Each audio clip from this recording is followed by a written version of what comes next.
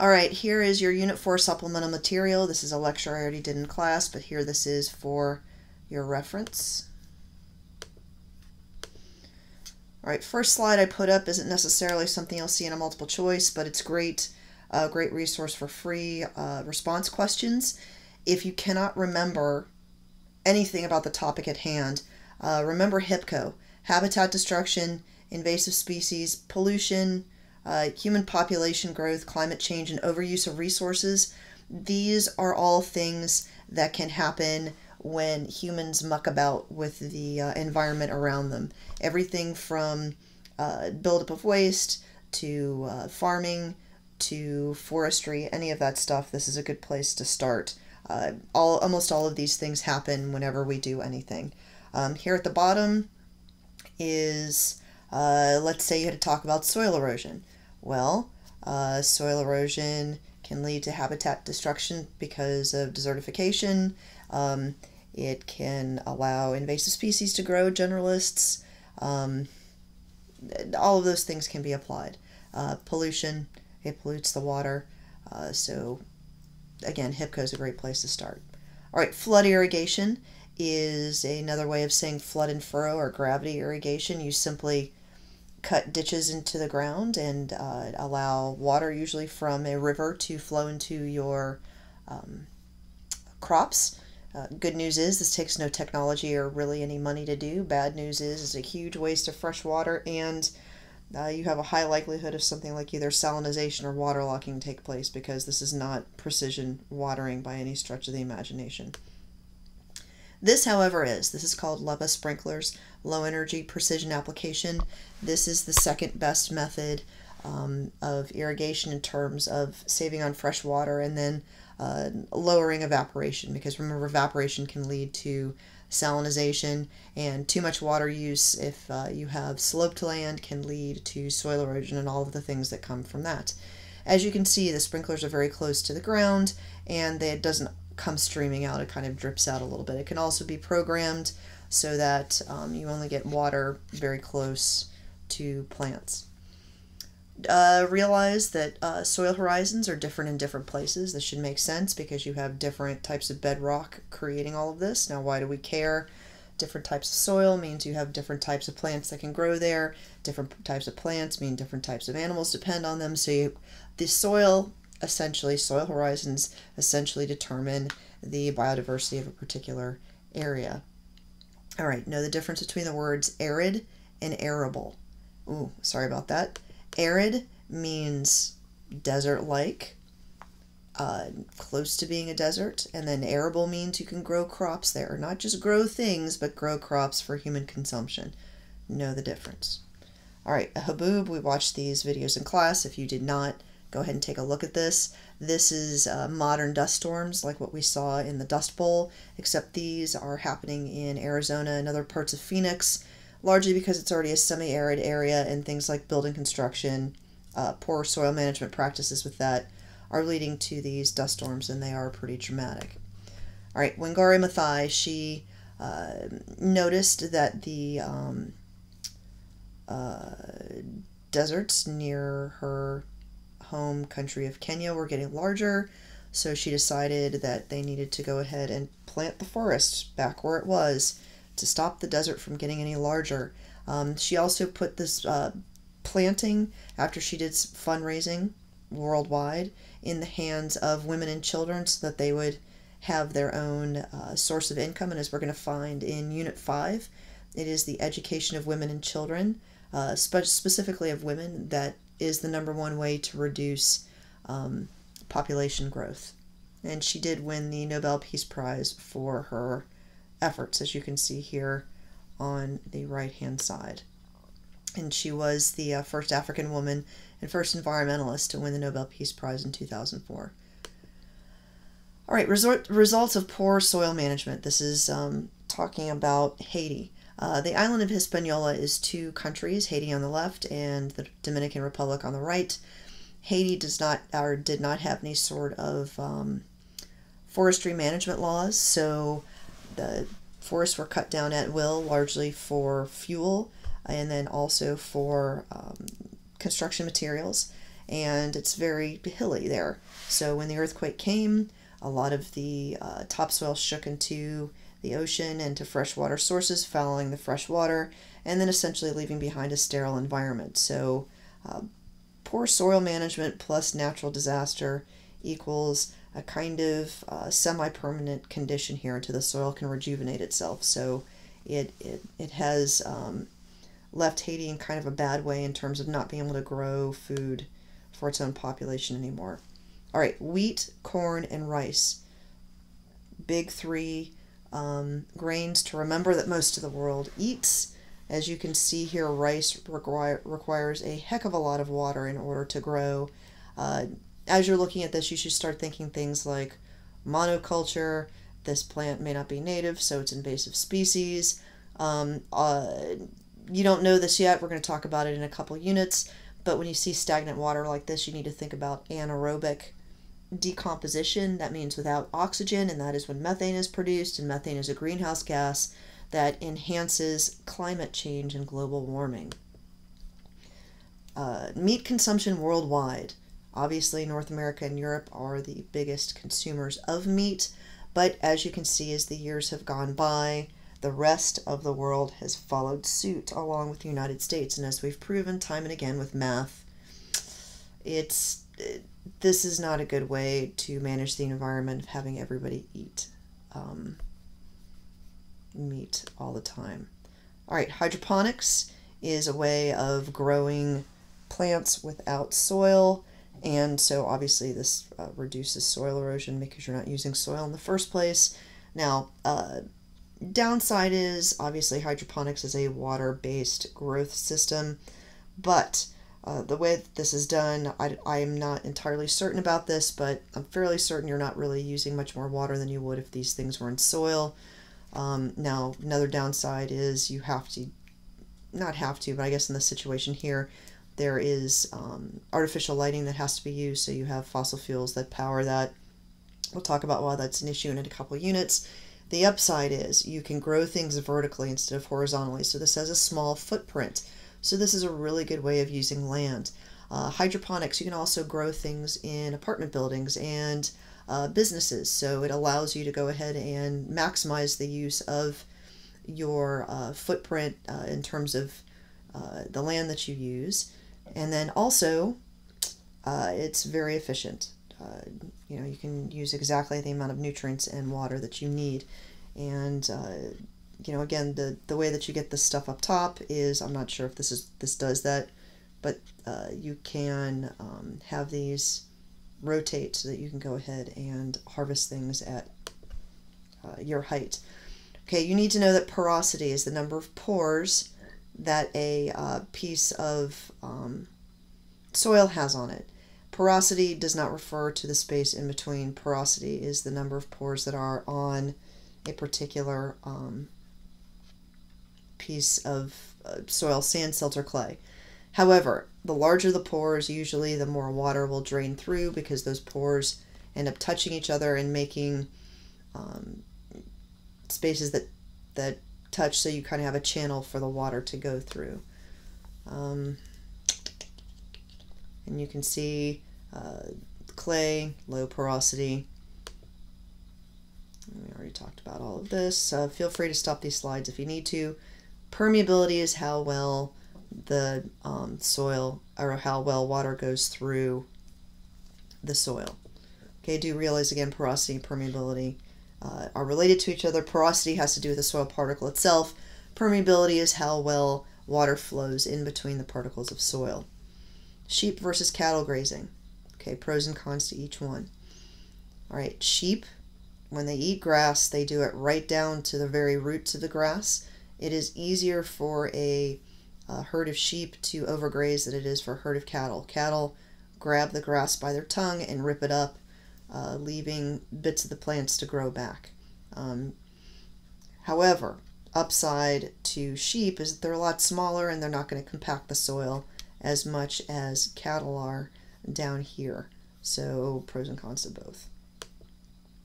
All right, riparian zones are the lush strips of land on either side of a river, oftentimes grass, sometimes forests. We've talked about these before. As you can see, when cattle come down to drink, it is problematic. For the riparian zones, you can have overgrazing, which will lead to soil erosion, which can lead to desertification and sterile soil, which is loss of habitat and loss of biodiversity when those plants stop growing. The soil washes into the water, fouling the fresh water, and then also the animal poop also goes in here, and you can have everything from blue baby syndrome in humans because of the elevated levels of nitrates that end up in a baby's system, to eutrophication, which is the excess nitrogen in the animal poop causes plant growth to go crazy, and when the plants die, bacteria go crazy. They use oxygen to decompose, creating hypoxic zones. Also do remember that some livestock waste has also got disease, so you're putting that into a water supply, and that's problematic.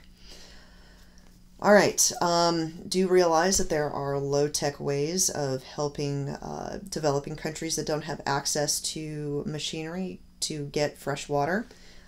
These are not in the next slides, but you can harvest and store rainwater in everything from barrels to holes underneath, what are called cisterns, or naturally occurring caves underneath villages. You just simply direct the water there for it to store instead of letting it run off. Create a canopy over crops that reduces evaporation, and any water that condenses on the canopy falls back on the crops. You can also make something called a treadle. Instead of hand pumping water out of a pump or traveling miles one way to go get water, you simply sink a well if water is available, and kind of do like a Stairmaster or an elliptical thing, and that pumps the water out. Here you can see it's being used for flood and furrow or irrigation, but it could just as easily be used to provide water within a village. And you can see it's a low cost. Now, this is very high cost for third world countries, but in terms of it being a permanent solution, it is within reach of a lot of charitable organizations. These are really cool. In places like Peru, where you have the rain shadow effect, so you have coastal air coming in that's very moist first thing in the morning. Instead of letting it just evaporate, it hits these nets, it condenses, it drops into a groove that then runs down these mountains into a cistern underneath a village. So this really only works when you have coastal mountains and that ocean breeze that blows in. But still, rather ingenious, and you can see on a good day, one net can net 150 gallons. That's kind of awesome. All right, another concept, combining crops and livestock. The pros are, if you have something like a chicken, poop acts as fertilizer, it eats pests out of the garden, it itself provides you with eggs, and then when it's old enough, also with its own meat. And here you can see when there are two different kinds of livestock are raised together, you also have the ability of the chickens to take care of the pests on the pigs. The downsides are making sure that your animal does not eat your crop, and in this case, making sure that you don't have diseases that are crossing back and forth between these organisms, especially to pigs, which have a very similar physiology to humans. Pros and cons of grain-fed and grass-fed cattle. Grain-fed cattle. Grain lasts a long time. You can store it. It is very nutritionally dense, so it doesn't take a lot of it to really fatten up cows very quickly. You can also store it for a long time and pull it out when you need to. Grass is very fresh. It contains, and it's also exactly what the cows are built to eat. So the cows will not get sick or upset tummies from eating this grass. It also ends up flavoring the meat in actually pretty delicious ways. The cons to the grain-fed cattle is that you have to give them what are called prophylactic antibiotics, which means they are given to the cows in low levels to prevent them from getting sick from eating the grain. And then they also produce large amounts of methane, which is, we're going to find out later, a greenhouse gas that increases climate change, global warming. All right. Plantation farming in some third world countries where or subsistence farmers perhaps are having trouble with the land because it's not as fertile as it once used to be. Perhaps they will sell their land to someone for a lump sum, who then also offers them the job of farming. And instead of farming food that the country themselves can use, they go ahead and farm what are called cash crops, things like coffee beans and the beans that make chocolate and bananas and specialty nuts, things that the people in that country would not use for everyday food. And then they're shipped out and sold to first world countries. Of course, the problem is that farmers are not making a whole heck of a lot of money more, and then they have to buy their food from other places, and it means that these countries are now no longer able to support themselves. So from an economic perspective, it's one of those things that initially it sounds like a really good idea, but it ends up being only profitable for a few people, which are the folks who own the farms in the first place. Trouble with monocultures, this is an example of what can happen when you rely on a monoculture. In Ireland, they ate largely potatoes, not a lot of meat to be had, and they only farmed one sort. And something called the blight came along, which is a kind of fungus, and it wiped out that particular sort of potato, leaving them with absolutely nothing to eat. And this is when the great potato famine started, and a huge exodus of people went from Ireland to the United States, not all of whom made it. Then you can see the if you would just grow 3, 4, 5 different varieties of potatoes at the same time, you would have, when one of them dies off because of the blight, you still have an opportunity for some to continue to survive. And in cases where you have organisms that don't clone themselves like this, ones that have the opportunity for genetic variation, you allow for mutation and pre-adaptation to take place that will provide the genetic material to survival blight. So again, monocultures from an economic perspective can be very dicey. All right, when pollinating plants, we've talked about this in class. Here on the left is corn, here on the right is soybeans. Not everybody needs birds, bats, and bees to pollinate, which sounds like a good plan, except when you talk about genetically modified organisms, in which case you have drifting on the wind, patented pollen. And if it happens to land in your crop and pollinate your stuff, while it's not your fault, it is certainly your responsibility for quote-unquote stealing from the people who have patented those particular genetics. So that is where those type of lawsuits come from. All right, perennial versus annual crops. Annual means every year. So annual crops are those that you plant, they grow, you harvest them by cutting them down completely, and the next year you plant a completely new plant. Perennial crops are those that you plant once, and then you just harvest bits and pieces from it, kind of like an apple tree. But as you can see here, things like wheat can be grown perennially. Why would you want to do this? The answer is, look at that root system. That root system acts as a place that aerates the soil. It holds water, and it definitely keeps the soil in place and prevents soil erosion. So it does eventually lead to a very healthy soil ecosystem and healthy soil profile for the farmer. Now, the downside to that is that you have to be able to harvest the wheat berries that you want from the wheat without cutting it down completely, so it's a little bit more time intensive. But you can see from an environmental perspective, it's very useful. If you're wondering what these markers are right here, this is 1 meter, 2 meters, and probably 3 meters, and a meter is about 3 feet, 3 feet long. All right, food deserts. Food deserts are places where you cannot get to fresh food. And by that, I mean produce. So as much as we talk about how good it is to eat fresh produce, there are people for whom that is not an option.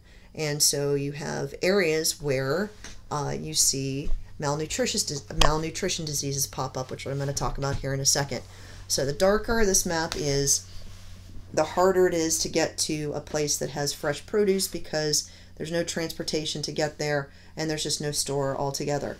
And part of the reason those folks may also have an issue with obesity is the things that are close are things like either gas stations with the gas station food, or fast food stations that both of those don't sell food. They sell food-like substances. All right. Briefly know what NAFTA is. NAFTA is the North American Free Trade Agreement. It's between the U.S., Mexico, and Canada, and it removes tariffs from agricultural trade. Upside to that is it means that you can have a vigorous agricultural economy because you don't have to pay extra money to go ahead and transport stuff across the border. The downside is there's no longer any reason to grow in the United States, so you go ahead and ship your farms to places like Mexico where they don't have environmental laws to keep you from using things like pesticides that, while they kill all of your pests, they also kill any good bugs, and then they persist in the environment to continue to kill things, as an example. So there's no checks and balances to what's being done. FIFRA stands for the Federal Insecticide, Fungicide, and Rodenticide Act. This is an act in the United States that gives the EPA the ability to oversee the registration, distribution, sale, and use of these types of poisons in the environment, so we can try and keep from using something that will eventually bioaccumulate and kill us all. Be aware of the Food Quality Protection Act of 1996. They gave the EPA more power over the regulation of pesticides. When we talk about DDT next unit, you'll understand why that's kind of key. But do realize that although we may not be able to use certain pesticides in this country, we certainly make them and ship them overseas. The problem is, if they're used in other countries to be sprayed onto produce that is then shipped back to the United States where it is sold for our consumption, that's a circle of poison. And it means that while you can feel good about the pesticides not being used here, if they come back to us embedded into the skin of the produce that you want to eat, it's kind of the same thing. And when I say keep talking about something being persistent, I'm going to refer to POPs at some point, a persistent organic pollutant. Persistent means it doesn't break down. It remains toxic even the smallest amounts, and it doesn't break down into smaller non-toxic parts. Organic means it's carbon-based, and then pollutant means it shouldn't be in the environment. Alternatives to pesticides. I want to encourage you to go ahead and stop these videos, this video, and read these. Here is a case for genetically modified organisms, things like corn with the Bt gene in it that produces its own pesticide. Hot water and soap are a good way of killing some insects. Pheromones, using a lady insect smell to attract insects into a trap. But as you look at all of these, think about the good things and the bad things. The good things are, of course, that they are more friendly to the environment because they are less damaging to things that you don't want to kill. The downside is that it's usually something you have to research and figure out what specifically works in your area and your specific type of pests. So it's a little bit more difficult to put together. Nutrition-based diseases. You need to be able to match the missing nutrient with the disease. All right, vitamin A deficiency is usually blindness. Also, all of these suppress the immune system for sure. And you can usually get most of these from meat or green leafy vegetables if you have to guess. Now, there's this new genetically modified plant called golden rice that has beta-carotene in it, which is a precursor to vitamin A. They've been doing research on this for decades to try and get it out there in the environment, but the view of GMOs right now and the fact that we don't know whether or not beta-carotene converts fully to vitamin A when it's in this form, and then also the idea of selling genetically patented or patented genes to third world farmers who would then be forced to buy them again every single year. There's some ethical concerns as well. So golden rice has not been released to the general public for use in combating vitamin A deficiency. So instead, charitable organizations go into countries where this does exist and administers these mega doses of vitamin A to children for the first 5 years of their life every 4 to 6 months, provided they can find the children and provided that the families involved are trusting that this is a good thing. Okay, again, feel free to stop and read this. Okay, goiter is the enlargement of the thyroid gland, which is kind of clamped around your esophagus, and it's kind of shaped like a butterfly. If you look at this map, the darker the color, the more likely that it happens. So if you just remember, India is a place that goiter happens. Now, we don't usually get goiter in the United States because we iodize our salt, and it is a lack of iodine that leads to goiter. And you can see not only does it mess with your endocrine system, which produces hormones, which the thyroid helps to control, it's also very painful and makes some basic functions difficult. Anemia is a lack of iron, and in severe anemia it can lead to things like heart attacks, but it also causes weakness and fainting. And if you're in a third world country where you have to work every day of your life just to procure the things that you need to survive throughout the day, that's kind of a problem. Okay, rickets is a deficiency of vitamin D. It causes the softening of bones, and all of these diseases also strike children the most, and causes permanent bowed legs. Also realize with all of these diseases, they happen to children. Even if they're older and receive mega doses of these vitamins, nothing is going to make it better. It's kind of a permanent thing. All right, beriberi is a lack of B1. It leads to partial paralysis. This one is found mostly in fish and lean meat. Pellagra is a lack of B3. That causes skin problems. Scurvy is a lack of vitamin C. You guys know you find those in citrus fruits, and that attacks the gums. Okay, blue baby syndrome, as you may remember, is when excess nitrates build up in the bloodstream of an infant. It can happen. Fetuses are the most at risk because there are a lot of these things that pass through the placenta barrier, and nitrates are one of them. When the mother ingests water with high levels of nitrates. And you can see what it does is it first converts to another form in the digestive system, then it reacts with the hemoglobin to prevent the blood from carrying oxygen. So this isn't just a thing where you just give the baby medicine and it's better. There's some blood transfusion that may have to go on to make this better. And if you're not getting enough oxygen, you have to think that everything from development of the infant into a child to brain development is going to be severely impacted. All right, Borneo is in the third largest island in the world. It is here. Well, this is how the folks live. You can see it's a third world country, but they have, they're doing well. You can see their houses are thatched. Where is it? You can see it's in this string of islands between India and Australia.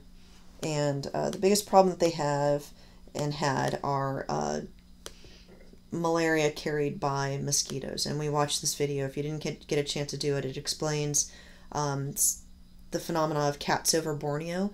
And it is a cautionary tale as to using a hammer like DDT, which is a persistent organic pollutant. It is a pesticide that kills everything and it doesn't break down. Why it is when you use a sledgehammer to try and solve a problem, sometimes you create even larger problems. Okay, the difference between types of forest fires. Surface fires burn cool, they burn fast, they stay on the floor of the forest, and they usually burn away litter leaf and undergrowth, which can, the ash that's left behind enriches soil. Some plants need the fire in order to release seeds. Pine trees are a good example of that. And then also burning away the leaf litter and undergrowth gives those new baby plants a place to grow. Crown fires are what happen when you don't have enough surface fires, and this is why you set prescribed fires. Crown fires stay in one place, they burn extremely hot, they engulf the entire tree, everything dies. Left is surface fire, right is crown fire. Some trees are built for fire. If you look at this pine tree, you can see that its bark is made to peel away from the tree as it catches on fire. And it even has pine needles that encourage fire through trapping oxygen between the needles, and then also the needles are full of pine sap. So absolutely necessary. Here, this is what happens when you suppress fires. You end up with a crown fire that ends up destroying the entire environment. So again, a little bit of fire is good. You don't have a little bit of fire on a regular basis and you don't set prescribed fires. Big fire, bad. All right, these are some other things that can happen that can affect forest ecosystems. We'll probably talk about insects and climate change a little bit more when we talk about the climate change in the climate change unit, so we'll come back to that. Strip cut logging is like clear cutting in a strip, and you cut the forest completely down and then you plant trees as you come behind you. So the good news is this is not as damaging as clear cutting. The bad news is you still have lots of soil erosion that goes on along this cut, and then you end up with a monoculture of even-aged trees behind. And monoculture and then even-aged trees, those two things are not a good plan. All right, realize that national parks are very fragile. And all of the visitors that visit, while it's good that they are because it helps them develop a bond with nature and they want to save it, the downside is people don't always think about what they're doing. And so everything from off-roading to using ATVs tears up those ecosystems and can leave damage. Like this here on the left, that's secondary succession, and that can take upwards of a couple hundred years to come back from. So also in our parks, it's too noisy, animals don't mate. Anytime people come in somewhere, they bring invasive species, either on purpose or accidentally. And air pollution is also a problem, and we don't have the money to fix this stuff. So part of the issue that we have with parks is finding that balance between helping people develop a bond with nature, allowing people to enjoy nature for health reasons and aesthetic reasons, and then stopping from having such a huge impact on the ecosystem, which is why if you ever do go into a forest, gosh, enjoy yourself, but please, leave nothing of yourself behind and only take photographs. Don't take anything with you. The Malheur National Wildlife Refuge, this is a recent crisis that took place in Oregon, and it's basically a case study in where an individual's rights end and the government's rights begin. When does an individual have the right to develop land for economic reasons, and where does the government have the right to go ahead and keep that land in trust for the citizens of a country to enjoy for more aesthetic reasons? So pros and cons of both. I encourage you to take a look at this. You're not going to have to know this name for the national exam or for this test, but it's just, there's lots of pros and cons there. We've already talked about buying locally grown food. The list that you needed to look at already ended. I'm just going to kind of take a peek here and see if there's anything else to bring up. I didn't bring this up in class, but do realize as we talk about all these depressing stories, there are some places that are doing some great things, like Costa Rica. Up to about 1983, they were destroying their rainforest. Then what they did was they made these mega reserves. They consolidated parks and reserves with habitat corridors. And you can see from here, from 1940 to 1983, chewing up the forest. And now, through concerted efforts of hand planting trees and making these mega reserves, they're coming back to the way that they once were. It may not be the same, but it's a darn sight better than where it was right here. We already talked about deforestation. Yeah, I think you guys get the message with deforestation, soil erosion. Something you may not realize is that poachers of trees go into national parks to cut them down because there is a huge market for exotic woods. And you can see, again, the Amazon rainforest. I don't bring this up because I think everybody knows this is rapidly either being developed or used for slash and burn agriculture, so it's disappearing as well. And given how dense the biodiversity is in a tropical rainforest, it's hard to know how much biodiversity we're losing there. All right, and if you want to stop the mismanagement of lumber, only buy things that are marked as coming from a sustainable source. Remember, sustainable means you only cut down, you only use as much of the resources can then be replenished. And I don't think that there's anything here. All right, thanks, guys.